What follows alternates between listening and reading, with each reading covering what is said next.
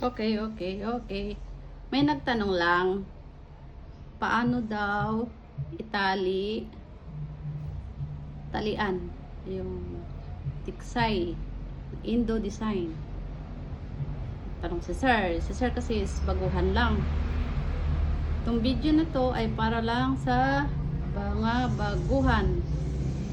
Maraming magagaling dyan. So, ganito lang po, sir. Ito yung tansi. Ayan lang po, sir. Tapos, pag ganon,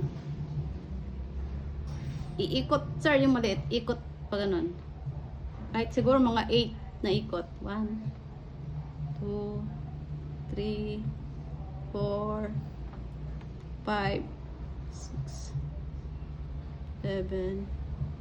Parang 7 na lang. Pwede naman. Naiksi na yung tali. Tapos, sir, itong pasok ko siya dito. Yan. Tapos, hilain ang mahaba. Ganun po. Yan. Tapos, isang buhol para may lock siya. Ganun. Ayun, may lock na siya. Pag may sobra, sir, putulan nyo na lang po. Okay, para lang sa mga baguhan. Yung mga magagaling dyan. Huwag na mag-comment. Charot. Ito yung pamamaraan ko sa pagtatali. Kanya-kanya tayong paraan eh. Kaya, yun po. Tatanong lang si sir. Okay, sir. Sana nakatulong. Putulan nyo na lang po. Okay.